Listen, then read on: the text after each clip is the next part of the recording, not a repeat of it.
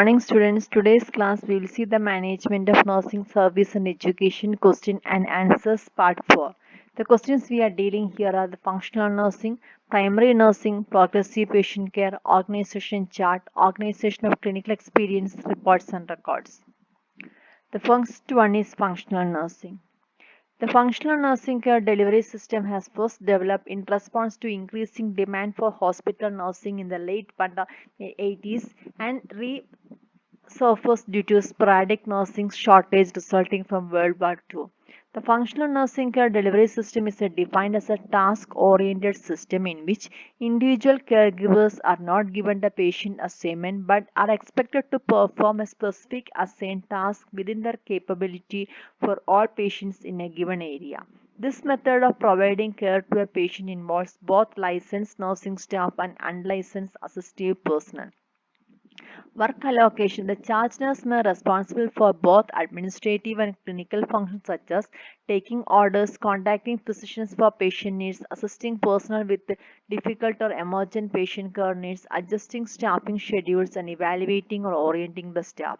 The task of medication administration is usually assigned to a RN in the role of medication nurse. The use of medication nurse is not a common practice in acute care facilities today, but it is useful function in a long-term care facility.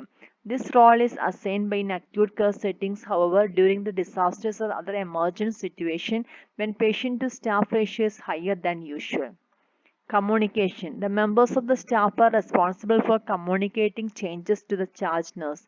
The charge nurse ultimate responsibility to communicate patient needs and coordinate the care of the other discipline.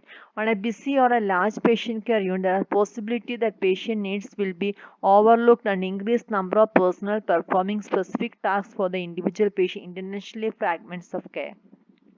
The functional nursing model is an industrial efficiency model that demands high level of coordination and communication. The overall assessment of the patient from beginning to the end may incomplete and cause critical changes to go unnoticed. Management. The functional care delivery system are implemented by management when desired outcomes for nursing and efficiency in completing large number of tasks. The ability to train unskilled personnel to complete the limited specific tasks to avoid high labor costs but using lower paid workers or incentives for the healthcare facility interested in the industrial model of efficiency. Nurse practitioners or nurse midwives might be used as a physician extenders in these facilities. Disadvantages of functional nursing are fragmented patient care, low job satisfaction, and low patient satisfaction also. Primary nursing. This is a system of distribution of nursing care in which the one patient is managed for entire 24-hour day by one nurse who directs and coordinates nurses and other personnel, schedules all test procedures and daily activities for that particular patient, and cares for the patient personally when on duty. In acute care, the primary care nurse may be responsible for only one patient. Intermediate care, the primary nurse may be responsible for three or more patients. Nurse midwives and other nurse practitioners practice primary nursing. Some advantages: continuity of care for the patient, accountability of nurse for that particular care, patient-centered care, and that is comprehensive, individualized, and coordinated, and professional satisfaction of the nurse. The objective of primary nurse is to promote autonomy and competency in single nurse as all duties and responsibilities in taking care of the patient for his or her duration of stay in the delegated and entirely on a single nurse. It also aims to produce a nurse that is specialized in an area or a given setting to further improve the nursing practice and patient care.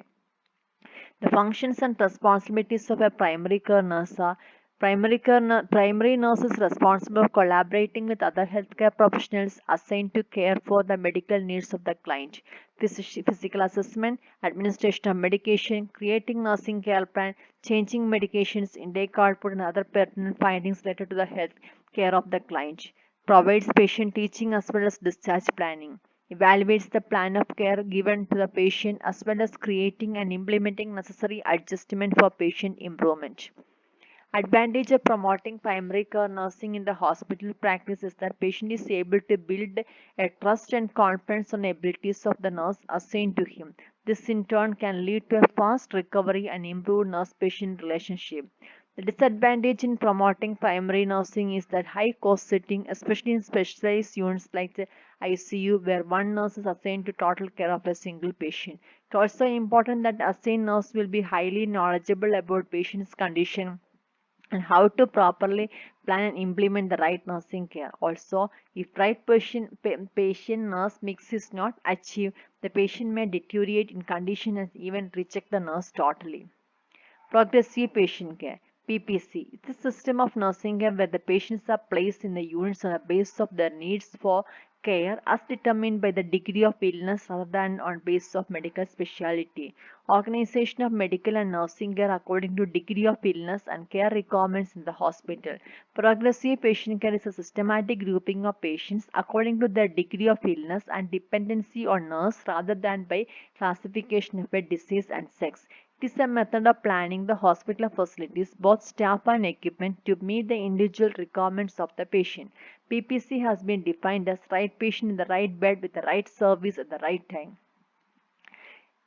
Intensive care units for critically care patients and self-care units for convalescent patients or those who are requiring investigation. Intermediate care units for those patients who are not requiring to house on either or foregoing and would constitute approximately 60% of all patients in the hospital. Beds attached to outpatient department for one-day patients. The elements can also be named as intensive care, intermediate care, self-care, long care, and organized home care. Major concept of PPC. PPC is defined as better patient care through the organization of hospital facilities, services, and staff around the changing medical and nursing needs of the patient. PPC is tailoring of hospital service to meet patient needs. PPC is caring for right patient in the right bed with the right service at the right time. PPC is systematic classification of patients based on their medical needs. Organization chart. It is a diagrammatic representation of different positions in hierarchy of an institution, showing the channels of communication and formal lines of authority among these positions. In other words, it gives an executives to employees or managers and subordinates a bird's eye view of the relationship between various departments and divisions, as well as those exist between different positions in the management levels and grassroots level employee in the organization. It also provides to all former top level administrators to workforce understand their position roles and to whom they are accountable and to answerable.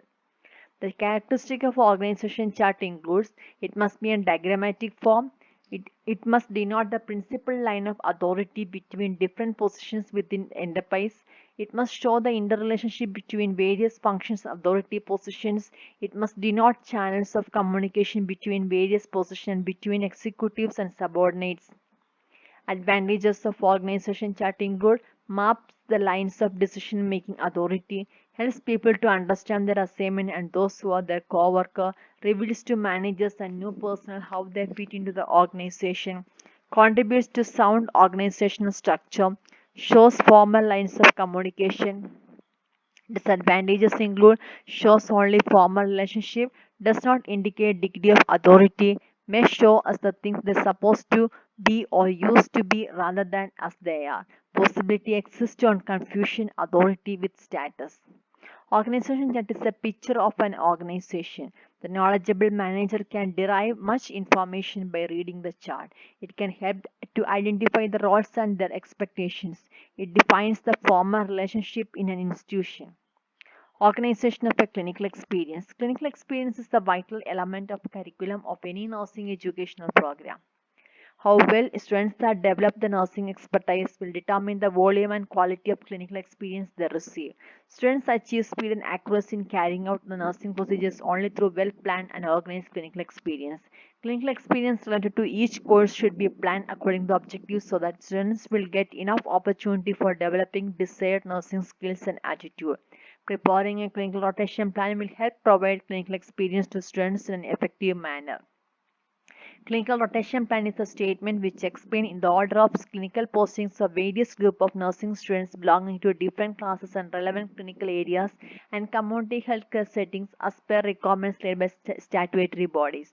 A well-planned clinical rotation plan will help students to gain maximum experience from the clinical area and community setting. Thus, clinical rotation plan will contribute towards the attainment of overall objectives of nursing educational program. The factors to be considered in planning clinical rotation plan are requirements stated by statutory bodies, the objective of the course, only limited number of students can be posted in the particular clinical area, especially in critical areas. So, number of students in each class should be taken consideration while preparing the clinical rotation plan. Infrastructure of the hospital, number and size of the department, especially when running more than one program, presence of students of other program, agency authority concern, duration of clinical experience in each area, number of personnel available for clinical supervision. Principle to be followed when developing clinical rotation plan include should be in accordance with the master rotation plan made in advance with cooperation of all faculty members. Maxims of teaching should be followed. Principles of continuity, sequence, integration should be followed. Enough teaching staff should be available. First year students should get maximum attention. All students should get enough experience. All assignments related to the clinical area should be finished before completion of the posting. Overcrowding should be avoided.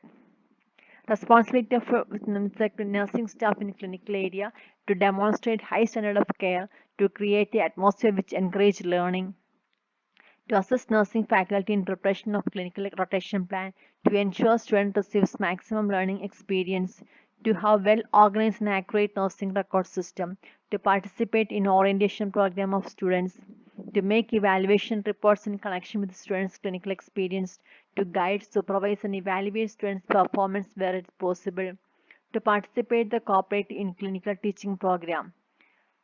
Faculty role in clinical posting include teacher has to prepare objectives for clinical experience. Based on objectives, the clinical experience has to be planned. Has to see as far as possible all students should have adequate theoretical background. If necessary for some topics, spot clinical teaching should be provided. Plan the course outline so that theory can be correlated with practice. Get permission from the authorities. Ensure each student aware of the objectives and place and guide the students to get required clinical experience, orient the student to clinical area involved, participate in teaching, supervision and evaluation, arrange ward teaching, ward conference and case presentations, criticize constructively the students' activities which improve their performance, help the students for the effective charting of reports and records, depend upon the nature of posting, evaluation tools will be offered. Reports and records. Record is an account of something written to perpetuate the knowledge of events.